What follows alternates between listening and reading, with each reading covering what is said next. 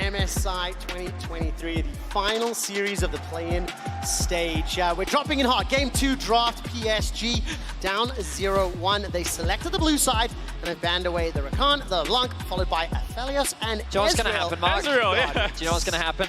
They're going to first pick something OP, and then Golden Guardians is going to pick Lucianami. Well, I mean, it feels like they are setting it up, and Golden Guardians in one of their series played one of these red side, leave everything up games. They weren't the one who did it, but they did get to benefit from it. It is a very viable strategy on red side to say, yep, screw the OPs. Okay, they do give one respect. They do give the Kennen OP respect ban over, but the other two, targeting Wako instead, who had a great lane phase, but a little disappointing in the mid to late game, stepping forward too far a few times. I do like the Ahri ban there, denying that to Gory. He's had such significant impact. Feels good when the teams do what the casters say. No, the question is, You're validated. what do you want to see from Junjia? Because the Kha'Zix is not a champion that's associated with I knew it was going to be the Lucian first pick. Like, they want to make sure that Wako is on something that has agency and something he is comfortable on. I hope Golden Guardians did the research, because this is actually the most played champion for Wako on the year. Yes, obviously Golden Guardians do play a very nice Lucianami themselves. I hope they did not think that something else would be left up. They would grab that instead.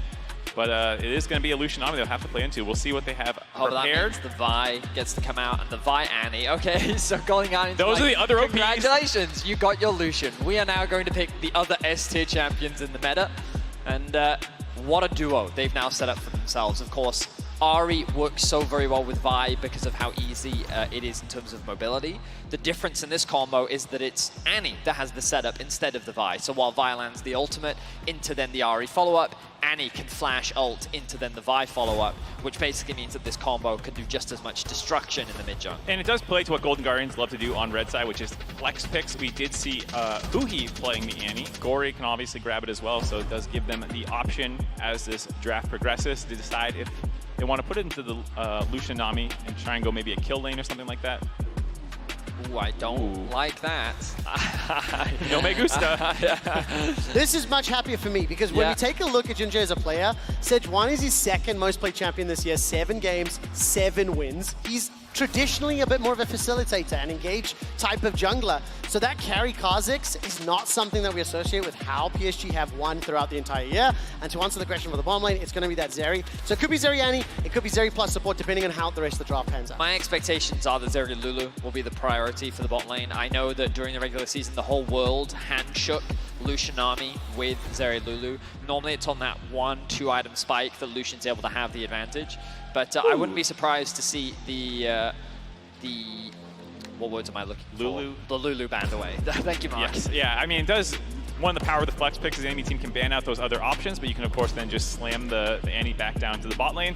I was oohing the Tristana, sorry to distract you, because that is a very common Golden Guardians champion, but they've seen enough out of Yubao to know that they do not want to give that one over. It's a very impressive double marksman composition that we've seen out of PSG quite a few times. They just go heavy pushing lanes. And Junjia on the Sejuani is more about stabilizing them, getting vision out, which is what he loves to do so much, which also speaks to why Kha'Zix is not exactly in his wheelhouse, where you're often more looking to isolate targets, catch them face checking you, as opposed to being grouped up, working front to back through vision. And of course that Lulu was banned away, so another ding ding ding there. So what does Huhi want to pull out of the bag? K'Sante, the next ban here from Guardians. These bans are weird from Golden Guardians, because if I'm Golden Guardians, I would have first picked the K'Sante blind top. Like, it's proven to be a very effective answer for Golden Guardians, but I guess they're arguing we see the support, we can just lock that in now, and then we'll save counter pick for Licorice, I guess.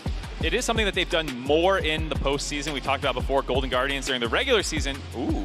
Why did they ban Sylas? Because I'm pretty annoyed now, because I was going to say, oh, you know, you go for the K'Sante if you're Golden Guardians, and then you probably respond with something like the Sylas plus the Sejuani makes such a strong especially with the combo. Tristana ban. Oftentimes, if you're playing Tristana, you don't want to play it into a Sylas, but instead, both of them are already banned. Very weird. Now you get the Poppy first pick, so your little theory... I'm so confused. Dude, you were like, I love it when I get to predict things, because it makes me feel validated. You get the Lulu right, and instantly everything else goes wrong. I'm so confused, because the thing about the Sylas is it also suggests that PSG are concerned about the Annie actually going into the support position, which by locking in the top lane now, which is why I also think K'Sante could have made a lot of sense, is it still leaves that room for interpretation. Where is the Annie going? Golden Guardians can make the decision at the last moment. Yeah, clearly what Golden Guardians has done here is said, hey, our mid-jungle 2v2 is very important, so as we see a potential lock-in here of the Olaf. Oh, right. Golden Guardians are giving last pick to their mid laner. That does speak to the Cassante, though. Like, maybe you leave it up so you can continue to flex that between mid and top, because Licorice obviously can play the Cassante as well, but instead going for a simpler game plan here, slam the Poppy down, and get ready to give Gory a good 2v2 mid lane matchup with whatever they take, which happened to be the Talia. Well, the Olaf was pivoted away from. I just got no games played on that one throughout the year, but second most is the Gnar. And now we figure out, where does this Annie go? Will it be in the bottom lane? Probably leaning that way for now. But I mean, in terms of the drops, I mean, Vedi, not playing out, especially in phase 2 the way we're anticipating. Do you like how it was rounded with the Talia and the Gnar from PSG? I mean, I think I would have preferred Olaf. Lissandra, okay. So typically when you're drafting a Sejuani, you want melee champions that can better enable her, right? Her passive better works with things like Silas, with things like Olaf. And I think that in terms of having a strong top side, that would have made a lot of sense. PSG, by going for the Talia and the Gnar in the second half, heavily pivoted their draft and say, we're not top side, we're a bot side focused team. We want to make sure that we can play through this Lucian army, we can get them ahead, and a lot of that is going to work off the back of Yubao, getting Prio in mid, leveraging that wall to be able to roam down to bot side and threaten dives. I'm not a massive fan of this Lissandra answer, because I think that in terms of early Prio, you really are going to struggle. In terms of utility and in terms of the matchup, sure, it's great. You have a lot of crowd control, and but all of your damage then kind of falls on the responsibility of Stixxay, which in the late game could be problematic, especially when you have things like a Talia who can really mitigate some of these high mobility AD. Yeah, it does speak to the fact that we're talking about PSG on blue side liking a lot of high prio lanes. They do have a lot of pushing lanes here, and they should be able to get out of them and go bot lane. And we have seen that Stixxay has fallen behind a couple times in these series, obviously in the Elk one, but just last game, again, Wako having a great time against him in lane phase. Feels like a bit of an all-in on that kind of gameplay where you want to make plays happen around the bot side of the map. Talia's going to go down there, but I do like how much pushing power PSG has, and it's on this time around Golden Guardians to kind of weather some of these early laning struggles. I think from the Golden Guardians perspective, maybe hopeful that PSG will play the way they have throughout the majority of the year. Haven't been necessarily the most dominant of early game teams, not just reliable and structured. I think for Junjie, though, I'm significantly happier to see him on that Sejuani, because with those pushing lanes, with the Sejuani, and with, frankly, all the combinations, has a lot of tools available to him. And Junjie is one of the players in our Mercedes-Benz featured matchup going into River on that Vi. So the question is now, with the roles somewhat reversed. Game 1, very slow out the gate, very tempered, but it was PSG, the ones that were being pushed back slowly, slowly, slowly. Now they've got the sort of priority in lanes. That means they could look for those opportunities. Yeah, it definitely feels like the junglers for both these teams are the engine for a lot of the plays. Invade here from Golden Guardians, shoving Yubao off his point, wanting to get a ward down early on. See potentially where Junjie is starting. No, just threatening. Wait, where did his ward go? Didn't end up dropping one. Just threatened the ward. Did he not? I don't think so. Doesn't look like it. It's about sending Well, it's just I message see it there. on cooldown, so unless I'm... Maybe he initially went sweeper and swapped off somehow or something? I'm not quite sure. Yeah, somehow Stixxay... Okay. Oh, is in bot Thank lane. you, Bot lane. There it is. We're Observer. blind. Okay, Thank you, We're Observer. blind. You You know know what? what? I swear there's a ward It's the somewhere. Why icon on can't I top of it. see You can't see the ward in the minimap. Okay. It's not our fault. It's not our fault. Stixxay will be the first person to get chunked just a little. William Wako now being pushed backwards. I want to see what sort of lane dominance or control this Lucian army can generate. We have seen the influence, and look, Wako already starting to step forward. And he is going to use that ebb and flow, and a lot of aggressive trading just at level 1. Yeah, obviously Golden Guardians willing to walk up and trade. He loves taking the E level 1 with the auto attack range of Annie, absorb some of those trades, poke back, but the sustain from Woody looking pretty good right now. We need to see if either of them go for that next engage. Level 2 is just moments away, and right now middle lane currently being pushed towards Yubao. Literally, Observer's baiting us a little bit. Step forward there from Wako. Stun connects, and nothing further following from it. So in terms of the early laning phases now, let's keep an eye then on what PSG can do. Because like we said, they've got the ability to shove in, have a lot of power to play with. And Junjie is going to look to sort of bounce back on that game 1 performance. Didn't really show up on the Kazakhs. a lot more comfortable here. Sejuani, and we can watch all 3 lanes at once. Thank you. Yeah, talk about some of the history for both these junglers. We've heard a lot about Junjia being the sub-EDG jungler and brought in to kind of help embody that play style. But for River, actually, he is a 3-time PCS champion with PSG, made multiple international tournaments, done quite well with them. And Gory, as recently as last summer, was the mid laner for PSG, first in the regular season before having a bit of a collapse in the postseason. So it's probably a bit of a bitter pill to swallow for some PSG fans watching to know ex-players of yours going back to the LCS and helping carry this Golden Guardians team. Also impressive that for the organization, 5 new players coming into the year, still able to pick up that title. Not something you see a whole lot of. You know, a complete rebuild, all 5 members, and still being able to pick up the win. Right now, they're on that front foot. You can see top lane and middle lane pushed forward. So Scuttle Crab will be secured here by Junjia. Where is River? He's making his way down towards the bottom. River had a very good gank timing in game number 1, having a little bit of a surprise onto the bottom lane. Rocco and Woody. Now, looking for an opportunity, obviously with Ubar backing, there won't be anything to play with there. So yeah, another defensive start for the first few minutes. Playing out somewhat as I was expecting. It's a very, what's the word? Diplomatic way of saying slow. Boring is what you wanted to say. It's okay, guys. We're all honest here. Let's just say. That's not the right word. The thing that I think is very interesting is that because we've been so... we've had so much fun with like the chaos and the high kill games throughout the past few days. It has baited me into forgetting the fact that in BO5s, they are traditionally slower. Well, it is something the patient here's tends what to I will slow down. say, that for both of these teams, like when you look at some of the teams in the bracket stage, right? T1, a very dominant early game team. Mad Lions, a very aggressive early game team. Even Cloud9, like JDG, there are all these teams that are more than happy to fight you in the early game. And I'd like to see them be able to like show me something a little bit more, be proactive in the early game. Admittedly though, in the way that they've drafted, right now, it is hard for them to find anything like level 1, level 2, level 3. When these level 6s come through, I do want to see PSG threatening dives bot. They've drafted in a way that is very much around their bot side of the map, so I want to see them build advantages in that area of the map. Yeah, Junjia spotted on a ward coming down here as a wave comes in for Golden Guardians. Bit of an awkward spot, and you can see River making his way down from the top jungle to the bot to potentially help protect Golden Guardians here. I was going to follow up on that point. Same case for Golden Guardians here, very level 6 oriented composition for the most part, with Lissandra, Annie, and Vi becoming a lot stronger at 6. And it's also worth noting that PSG is going to be the team with Prio in a lot of these situations, and they are, of the 2 teams, the slower pace, not always the most bloodthirsty, and instead going for control. But Golden Guardians actually starting off the Dragon. Yeah, we saw the River stepping forward. A couple of wards were placed just behind the Dragon Pit. With the bottom lane somewhat under control, thanks to Stix and Heavy. This looks to be a little bit of a risky one. Down to 2,000 hit points. Woody going to be backed up by Junjia. We've got a 4v4 setup. Teleports available for both top laners and level 6. Inside the pit is secured by River.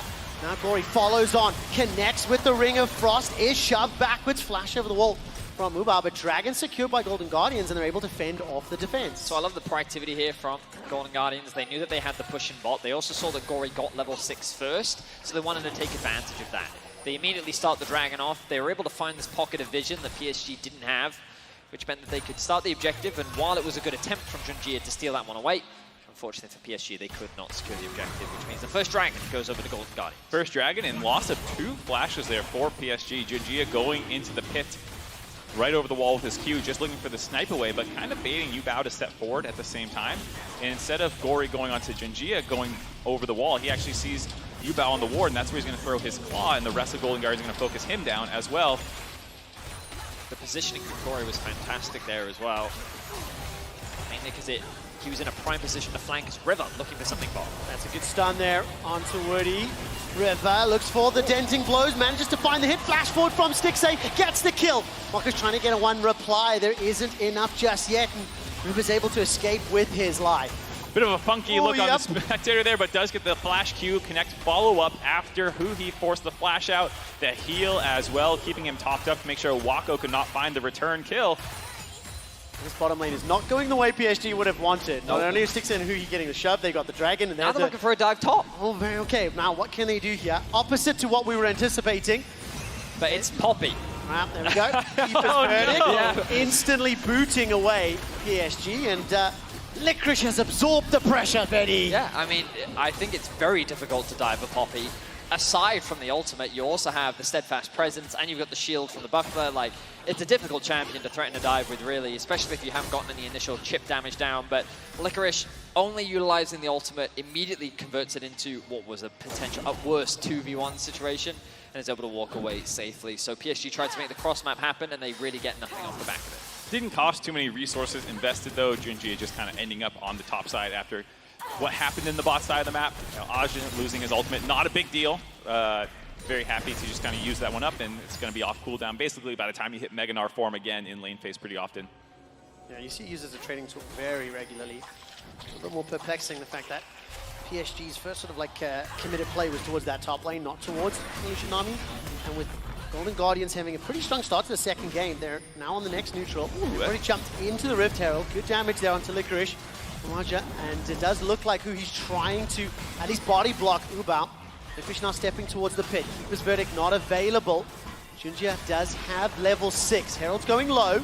Will PSG arrive in time? I don't think so just yet. Charging up the Q secured. It is stolen away by Junjia. In the follow-up fight, that's the cease and desist. Slam the board down, pulled backwards, and Rory will get the kill. The eye was picked up though. Nice steal there by Junjia, though. I was laughing at that ward. It's in such a tricky position. I'm pretty sure Golden Guardians thought that if there was anything that would have seen the Herald's health, the pink ward in the back of the pit would have seen it. Not the case, though. So Junjia walks up for a very casual smite steal there, but does cost his life. I mean, River had no smite. He started that objective. He panicked. He's like, hey, he was trying to boot the Sejuani out of the pit. But you can see, it's on cooldown right now. So this is a very easy steal for the Sejuani. Junjia just walks up. And the problem for Golden Guardians as well is that they committed their support and AD carry to this play, which means that there was a completely uncontested tower in the bot lane. PSG secure the Herald, and they get 2 plates to their bot lane as well. So this was a massive gold swing in favor of what was a small mistake from Golden Guardians. It's definitely going to be something that PSG will be happy about, especially because of the sort of power of their composition once they hit the level 6, hit those 1 items. They are down a dragon, but with that Rift Herald as well being in Junjia's inventory, see which lane he wants to prioritize, see which lane he wants to try to unlock. And of course with those plates secured for Waka, there's Lucian as well, getting closer and closer to that mythic. I'm sure he's going to be going bot lane with these, accelerate that Lucian, get him to his mythic. I'm sure, of course, Woody will actually share the gold as well. One of the times that as a support you're very happy to get accelerated towards your mandate to really turn that build online. The only question is, can they get Prio back in this bot lane? Because after that kill down there, Golden Guardians have usually been in a little bit more control of the lane. Really solid play overall from the bot lane of Golden Guardians. I'm really impressed with how Gory's playing this matchup. He always seems to maintain the push. And Ubao feels like that he's always under pressure. You see Gory moving first once again, making his way towards bot.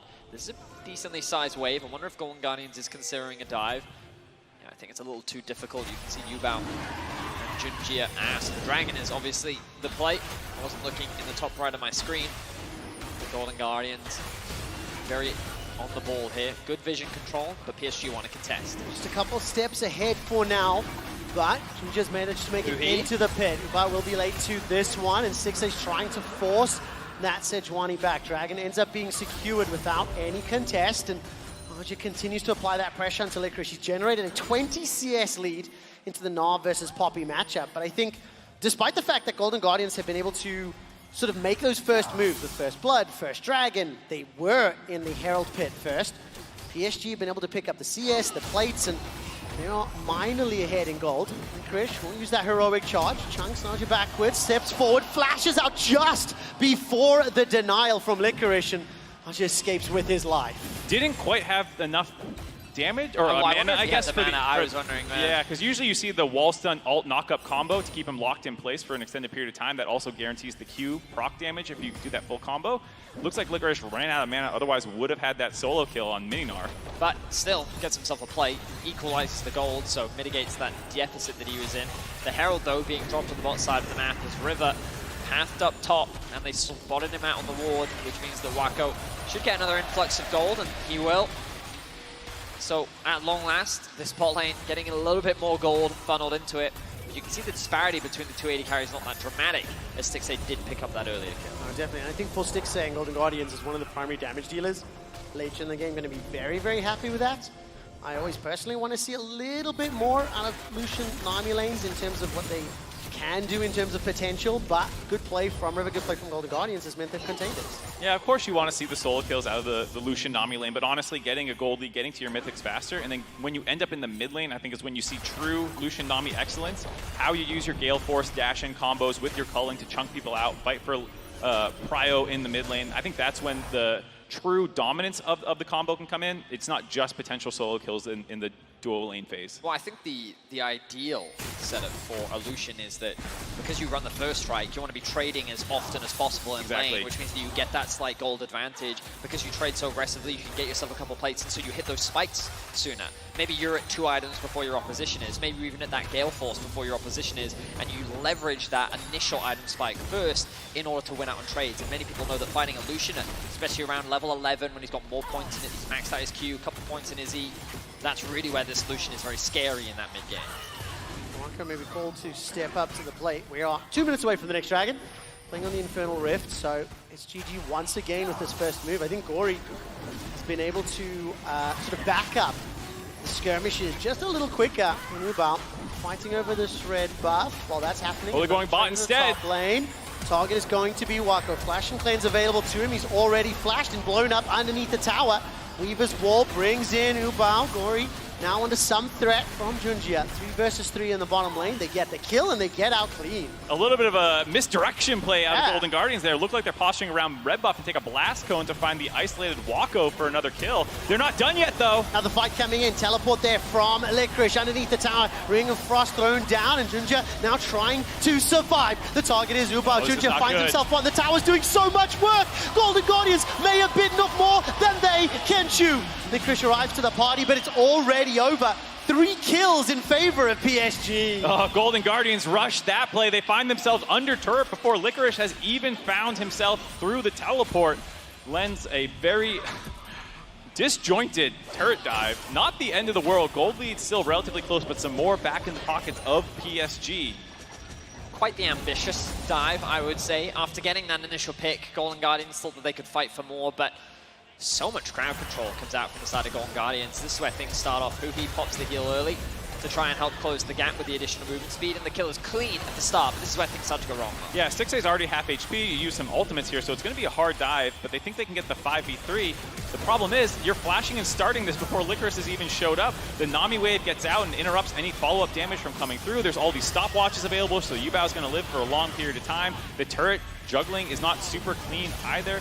Just a bit of a disaster play there, given the fact that, of course, they can follow up with this TP. And I mean, in contrast to what we've seen from Golden Guardians over the last few days, that's a little surprising to me. I think they've had some pretty clean dives. They've looked very controlled and coordinated.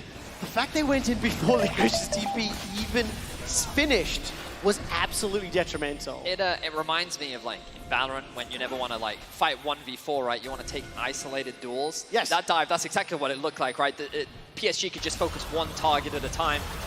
And Junjia, he feels very strong right now, picking up the Warmogs. You can see how much damage he's tanking. Wow, look at how many members of Guardians are focusing him down. They do get the kill. And with 2 seconds before the Dragon is up, they just 5v1 him basically. Perhaps too much confidence there from Junjia. I was talking about how he's got to feel really strong right now. Face checks into multiple members of Golden Guardians, and they find a quick pick.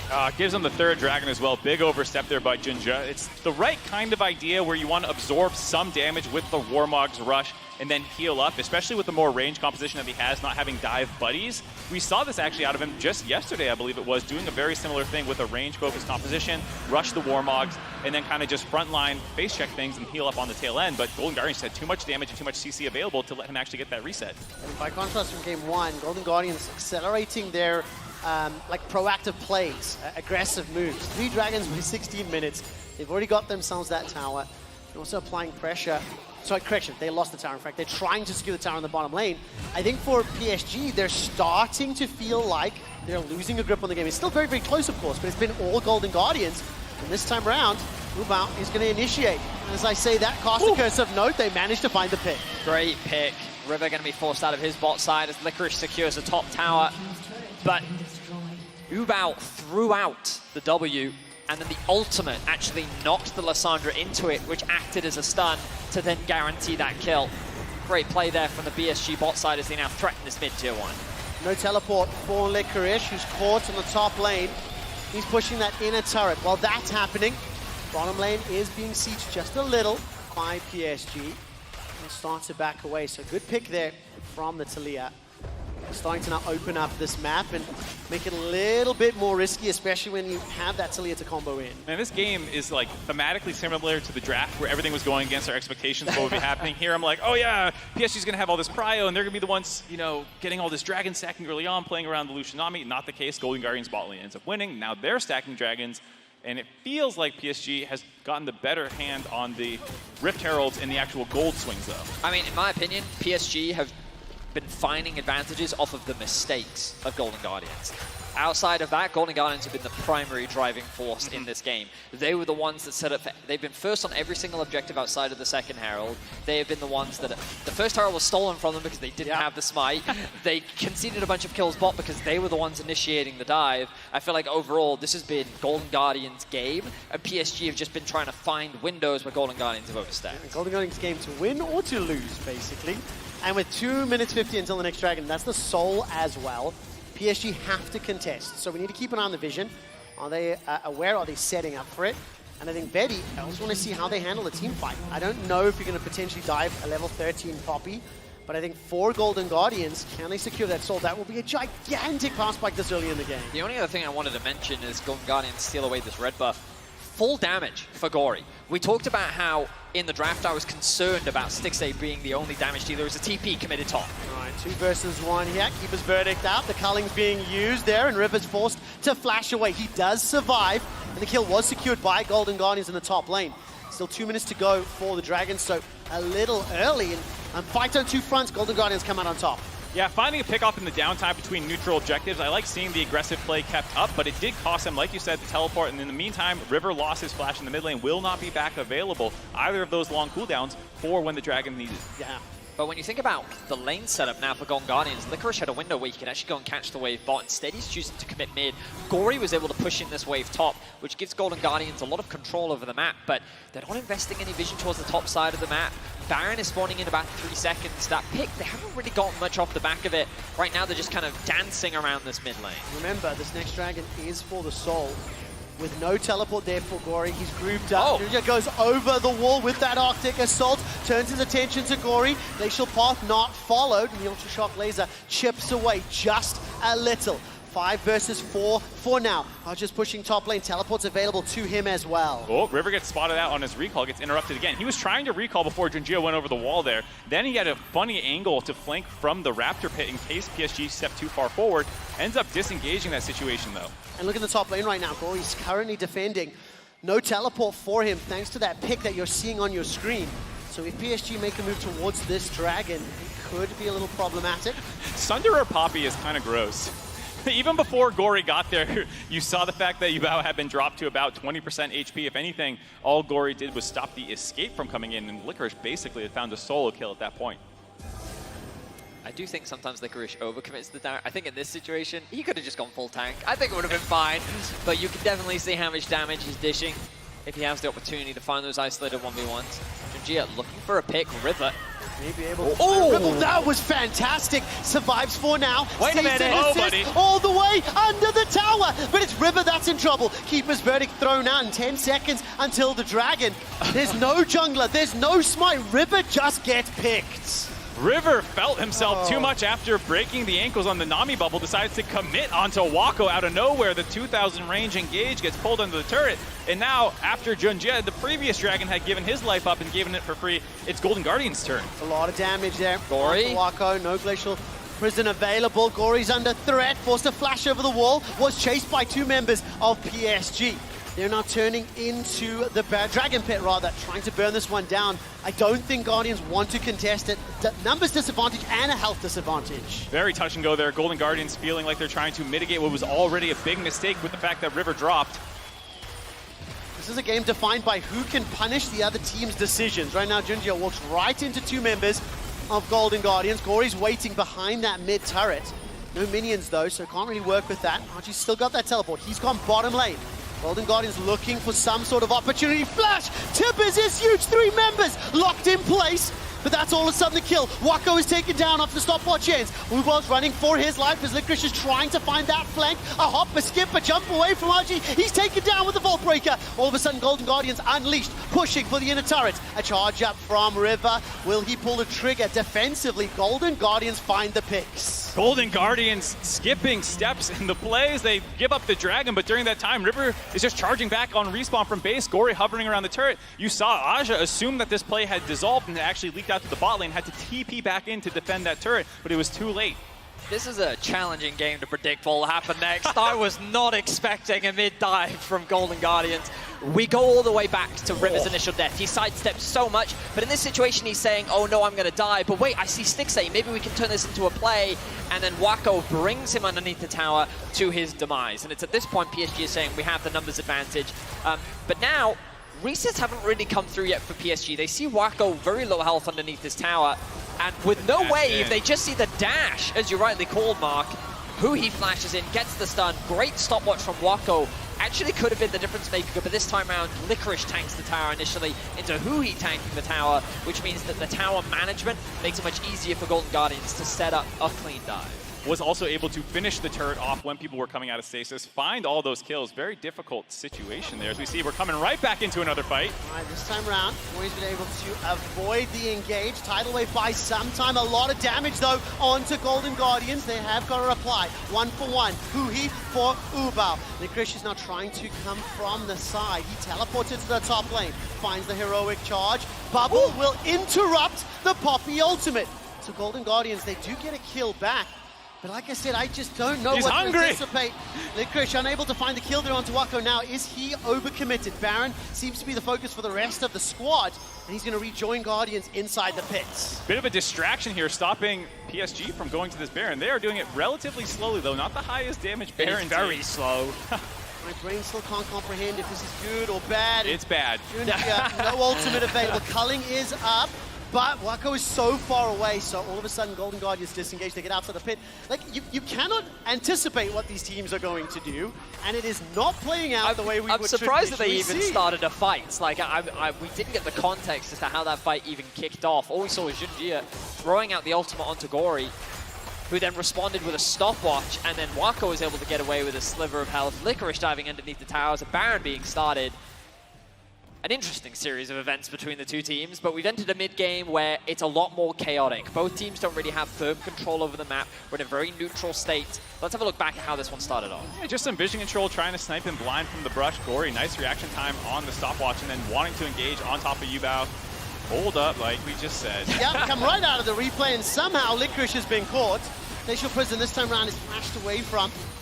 Dodge, oh, that might have been the Glacial Path, in fact. Tower is still standing, by the way, as now 5 members of PSG are pushing forward. Didn't quite see how Licorice was caught out, but I will make an educated guess based on the last 15 minutes. He was standing in the river bush, and somebody just jumped over the wall. I think that's a safe bet right now. Someone jumped over the wall or threw a skill shot out, a bubble, a flick back, who knows. Anyways, point is, Licorice died, but the turret's still alive currently for Golden Guardians, but a lot of mid control right now for PSG. They'll probably be able to drop this one before it respawns and then set up for the second dragon in a minute time now, trying to stop Soul Point pro Golden Guardians. And I think crucially, Mark, this is kind of a swing in control, because I think the first 15, 20-ish minutes of gameplay was kind of Golden Guardians dictated. Oh, yeah. They're making the first steps, sure. them either getting the advantage or making a mistake. Now all of a sudden, PSG are on It's the front Junjia foot. show, I'll tell you that There right you go. now. He Yeah. sees an opportunity, he's throwing that ultimate out, and he is not afraid to do so. PSG have definitely woken up here in the mid-game, and it's definitely a game that could still go either way. I don't see a clear favorite right now. Of course, Golden Guardians, with the dragon stacking, have a prime win condition, and this is going to be the objective that they are first to once again. Gory pushing out the bot wave. Can go for a quick base if he wants to maybe spend a little bit more gold, has the TP available. Have to see if he goes for that. The eyes, like you said, on Junjia, though, they have a pretty crazy chain CC combination. If it lands, the Nami bubble with the flick back, being able to isolate one target, and only Licorice is a tanky, really. If River gets caught out, he can get exploded 100-0 easily. No flash for Licorice, but the ult is up. River goes over the wall. Uses the blast cone back. Licorice has gotten rid of Junjia, trying to focus down the dragon. It's taking time. Junjia may arrive to be able to look for the steal. 4,000 hit points. Culling is being fired. Licorice using the ability to prevent Junjia in the pit, and the soul is secured. Golden Guardians get it, but it's at the cost of Gory's life. Now in the follow-up fight, that's a dash forward from River, trying to find a target. Not find the autos yet. Cease and desist is down. Look at the AoE. Golden Guardians are destroying PSG. It's full retreat. Nubar's next to fall. River looking for yet another. And Wako, the last man standing, trying to pursue his way to safety. Quadra kill for Stixxay.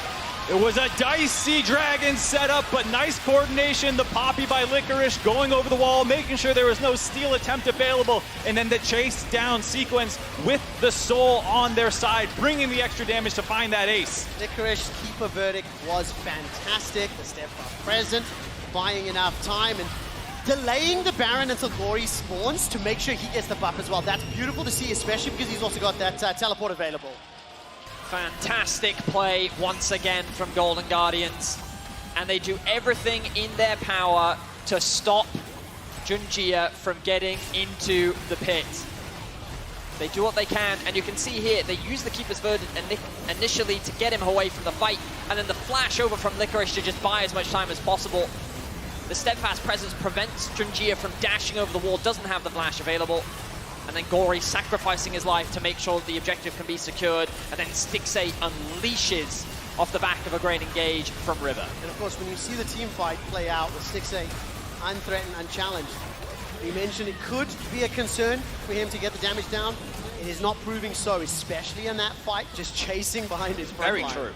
So easy to execute for Stixxay. He's 7-1-4, but it was really, I think, Gory buying all of that time in the River.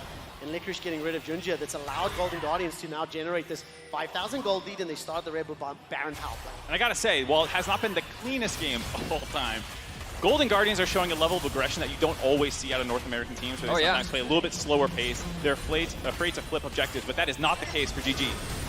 Engage once more. Junjia throws it out, knocked back onto River, and he survives. Stixxay's trying to use that burst and chunking down. Will be engaged on. The relentless pursuit forward. Culling's going out. Stixxay almost down, but the engage from Gory. He saved his bot laner. Junjia's the next target. Licorice Sasso channel the Poppy Copter and will not fire it yet. Wako almost got Stixxay, but was taken down in return. A great re-engage coming out from Huhi and Gory. They're able to buy enough time for their AD carry to get away. Stixxay should be able to heal up a little bit. River, he wanted to go and get those Raptors after losing so much HP to get a bit of HP back for himself. The TP comes in to buy a little bit more time as the siege continues. The Licorice getting closer and closer to securing that tier 3. All of a sudden, Archer's the next target. Two members of Golden Guardians peel away from the bottom lane. Mid inhibitor turret is secured. Stixxay still alive, still looking for that life steal on the minions. And Golden Guardians have got another 45 seconds on Baron empowered minions. Licorice starts to charge the Verdict, waiting to fire. And the Verdict is good. 2 members sent packing. This will unlock yet another inhibitor turret. And Golden Guardians will be happy with that and they back away. 30 seconds left on the Baron buff, but Wako respawning and the number of ultimates that were down for Golden Guardians made it so that they could not continue to press forward looking for that inhibitor. Like you said, 2 inhibitor turrets drop, but no extra map pressure for when the Baron and Elder start respawning. Going to be relatively synced up buffs there.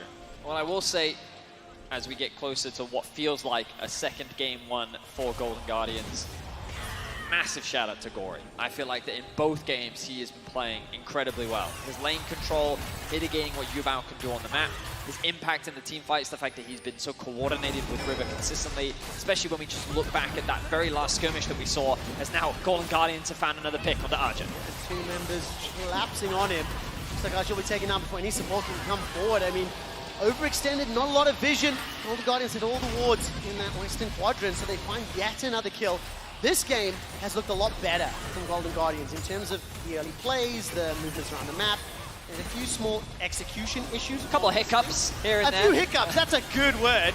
Blanco's trying to get damage down. Cease and desist comes out. Licorice once again using that steadfast presence flawlessly. Stixxay untouched. Rattling away, pushing underneath the inhibitor turret. They get themselves more kills. Only Woody stays alive. And 5 members of Golden Guardians find the picks. They're inside the base and they're looking for the Nexus. 4 members dead from PSG. Only Woody left to keep PSG alive, but I don't think it's going to be enough. Golden Guardians looking to go 2-0 up in the series. Fantastic turnaround here. Golden Guardians fountain diving for fun as well. 21 kills. The Infernal Soul, the towers, as well as the Nexus. Golden Guardians are 1 win away from advancing to the MSI bracket stage. And it has been a interesting game to watch. Also a very tense